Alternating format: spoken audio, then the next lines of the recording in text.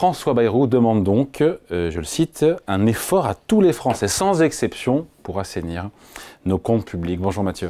Bonjour David. Mathieu Plein, directeur adjoint du département d'analyse et prévision de l'OFCE. Sur le constat, on ne peut pas lui donner tort au Premier ministre quand il affirme que la France est en situation de surendettement. Et plus grave, je le cite, la France est un pays qui ne produit plus autant, pas autant que ses voisins. Tous les mois, on dépense 10% de plus que ce qui entre dans les caisses. C'est insupportable. Est-ce que factuellement, je l'ai cité, factuellement, c'est juste ce qu'il dit là ? Ce qui est juste, c'est qu'il y a eu une dérive forte des comptes publics ces dernières années avec le dérapage budgétaire qu'on a connu, avec les très mauvaises surprises, et qu'aujourd'hui, on est clairement la lanterne rouge de l'Europe et de la zone euro. Et même s'il y a eu le Covid, même s'il y a eu c'est plus le COVID l'inflation, les mesures contre. Ça, c'était des mesures exceptionnelles qui ne sont plus là. Donc ça joue sur la dette, ça ne joue pas sur le déficit. C'est-à-dire que le déficit de 2024 n'a pas de mesure Covid dedans ou de mesure énergétique. Donc c'est beaucoup plus structurel et c'est beaucoup plus embêtant. Le rapport de la Cour des comptes le montre aussi sur l'évolution du financement de la protection sociale. On voit que pour les prochaines années, on a un déficit structurant qui n'est pas lié à des chocs spécifiques. Ça devient structurel. Et donc là, quand ça devient structurel, c'est embêtant. Surtout que la France, une fois de plus, est plutôt singulière en Europe. C'est-à-dire que nos partenaires qui ont connu aussi la crise Covid, qui ont connu aussi une crise énergétique, sont dans des situations qui sont bien meilleures d'un point de vue de finances publiques. La moyenne de la zone euro est à 3% de déficit, quand nous, on est légèrement en dessous de 6, donc quasiment 2 fois plus de déficit. Et autre point, c'est qu'aujourd'hui, on a aussi un effet de la remontée des taux qui joue sur la charge de la dette, et ça va monter très vite. Et ça, c'est embêtant, parce que ça vient rogner les marges de manœuvre budgétaires, c'est-à-dire qu'il faut à la fois réduire le déficit structurel, et là on peut en parler, de plusieurs points de PIB, donc c'est quoi, c'est 80, 100 milliards. Un déficit minimum. Structurel, c'est un déficit qu'on a, quelle que soit la conjoncture. Exactement. C'est en dehors des effets du cycle économique, des chocs économiques, et donc c'est quelque chose qui est vraiment plus embêtant, qui n'est pas lié à un épisode particulier, et donc là-dessus, il faut travailler à le réduire. Et au-delà de ce déficit structurel, il y a la hausse... Combien qui est 3 points de PIB, c'est ça ? Alors, si on regarde globalement sur le déficit structurel... Ouais. C'est plus que ça, parce que alors, ça dépend si on prend en primaire ou pas primaire, mais si on inclut la charge d'intérêt, on a 2 points de charge d'intérêt. En gros, le déficit conjoncturel, il est à peu près de maximum 1 point de PIB, donc ça veut dire qu'il vous reste 4,5 de structurel. Et dans le 4,5 de structurel, vous avez 2 qui sont liés à la charge d'intérêt. Donc il y en a 2,5 qui sont structurels, hors intérêt de la dette. Voilà, 2,5 hors intérêt de la dette, donc ça veut dire que 2,5, vous avez déjà 75-80 milliards d'euros à faire, mais...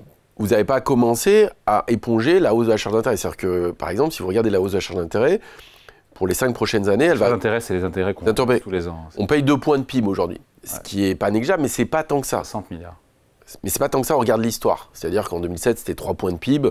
Oui, mais sauf que le PIB n'était pas au même endroit. Exactement. Et là, on est à 2. Le problème, c'est que quand vous regardez les projections, même sans parler de hausse de prime de risque, sans parler de remontée spécifique des taux d'intérêt de la France, on va passer de 2 à 3,5 d'ici 2030.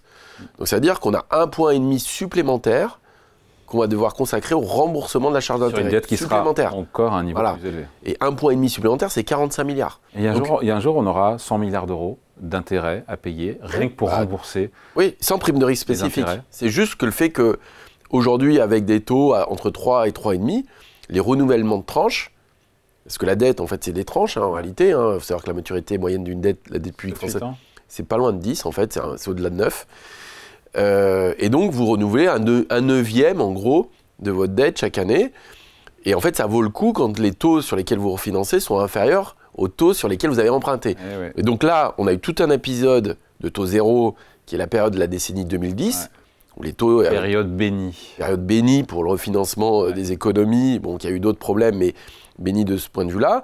Sauf que la dette que vous renouvelez aujourd'hui, les tranches de dette, c'est 300 milliards de renouvellement de dette chaque année. Chaque année, vont être exposés à des taux qui sont plus élevés que ce qu'on a connu par le passé. Et donc, petit à petit, vous avez cette charge d'intérêt qui augmente. Et voilà. Et donc 100 milliards d'euros de charge d'intérêt à payer tous les ans, on y va. On y est à la fin de la décennie. Ouais. Et ça, c'est sans choc spécifique sur la dette française. Et donc, il faut bien avoir ça en tête. Il y a 2 choses. C'est réduire le déficit structurel, on l'a dit, mais en plus, absorber la hausse de charge d'intérêt. Donc, si vous cumulez tout ça, vous arrivez assez facilement à 110, 120 milliards. Et vous n'avez pas commencé à financer l'effort supplémentaire pour la défense, l'investissement pour la transition énergétique, etc., etc. Donc, On est aujourd'hui face à ça. Donc c'est colossal. Le constat du Premier ministre, d'ailleurs, il le porte depuis 2007. Il a fait campagne déjà là-dessus en 2007. Il nous dit, François Bayrou, qu'il va présenter un plan début juillet, un plan d'ensemble de retour à l'équilibre des finances publiques en 3 ou 4 ans. Déjà, juste sur la temporalité, 3 ou 4 ans, c'est pas un peu court ou c'est l'horizon que le gouvernement a négocié avec Bruxelles aussi, dans la projection là, de trajectoire sur plusieurs années. Le plan a commencé normalement en 2025, donc ça fait 25-26, ça fait 5 ans. C'est un horizon de 5 ans pour amener le déficit en dessous de 3%. En 2029. 2029. Il sera plus là, Bayrou, pour voir ça à ce moment-là. Il sera, voilà, c'est un effort qui va être permanent sur plusieurs années, avec un effort initial sur 2026. Enfin, faut-il que ça passe... Pardon, mais sauf que, voilà. Il faut que ça soit voté au Parlement. En 2 mois, c'est peut-être plus le cas. Hein. Ouais. Le problème, c'est qu'on a des chiffres macro, hein, ça, on peut en discuter de plein de façons. La question, c'est de savoir, est-ce qu'il vaut mieux les passer encore plus dans le temps, ou au contraire, mettre un choc assez brutal. Il a tranché, il n'a pas tranché, on ne sait pas en fait. Non, pour moi, il n'y a pas. Non, quand vous regardez le programme pluriannuel, c'est pas vraiment tranché, c'est assez lissé dans le temps, mais c'est un effort constant important sur plusieurs années. La question, c'est que pour le moment, on est dans des chiffres qui veulent. On parle de milliards, on parle d'impulsion budgétaire, mais on est dans de la macro. La question, c'est après, comment on répartit l'effort. Voilà. Là, ça devient très concret. Il dit, le Premier ministre François Bayrou, cela va demander un effort à tous les Français le plus juste possible. Tout le monde est visé.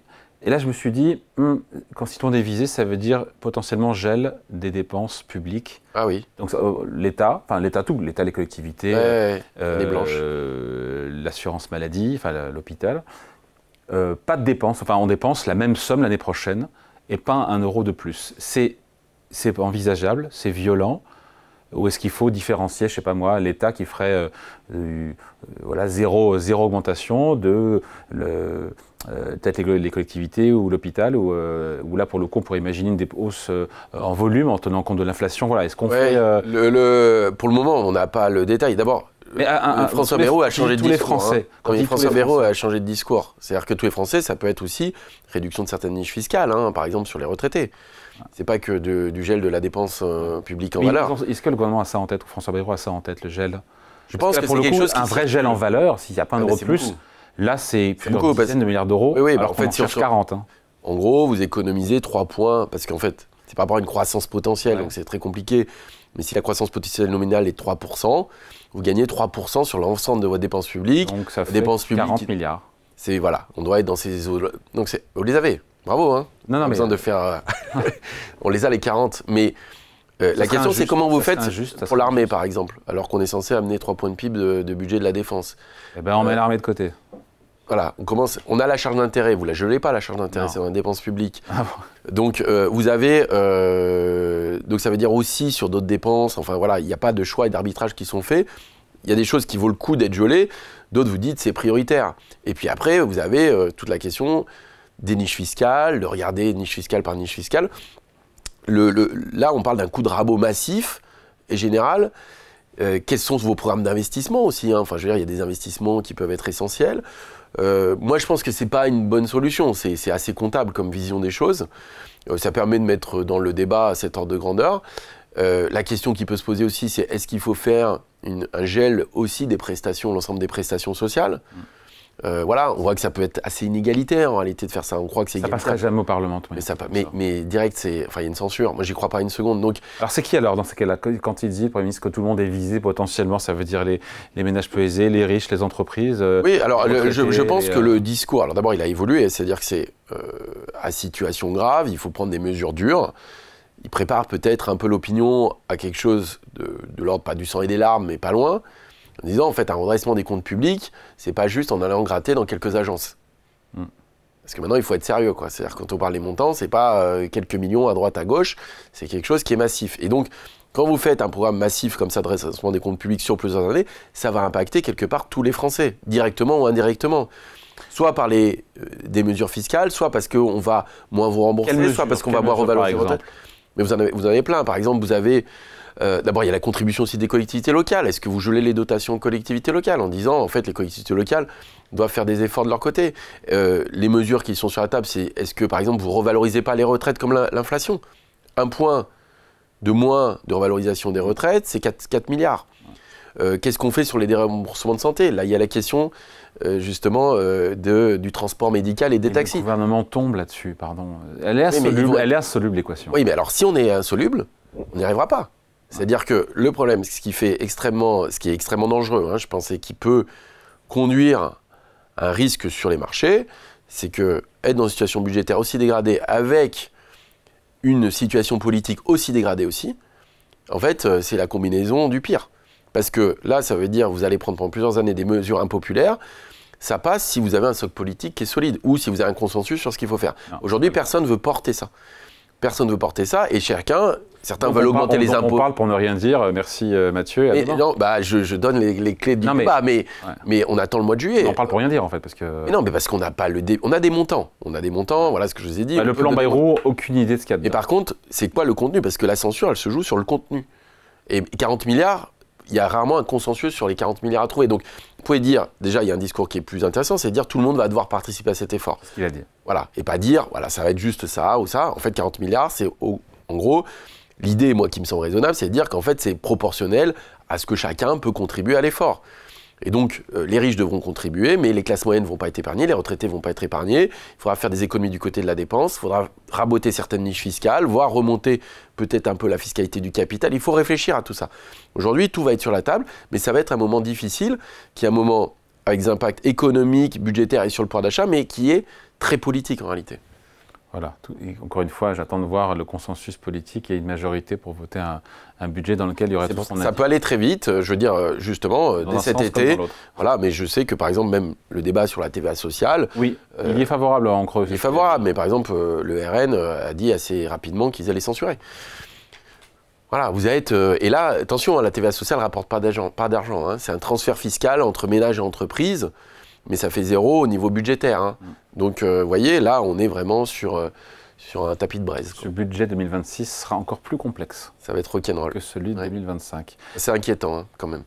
Bon, pour l'instant, les marchés ne s'inquiètent pas. Non, ça finance à 3,30. Alors, juste peut-être petit point là-dessus, c'est que de l'autre côté, la particularité française, c'est que le déficit s'est beaucoup creusé, mais l'épargne s'est beaucoup accumulée.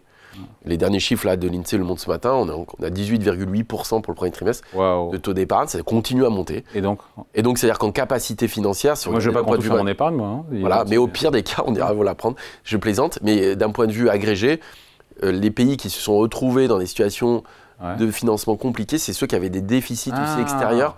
Et là, en termes d'attaque des marchés, c'est ça? D'attaque des marchés, c'est-à-dire que si vous regardez la position macro, en fait, elle est inquiétante d'un point de vue budgétaire, mais les ménages ont beaucoup d'épargne.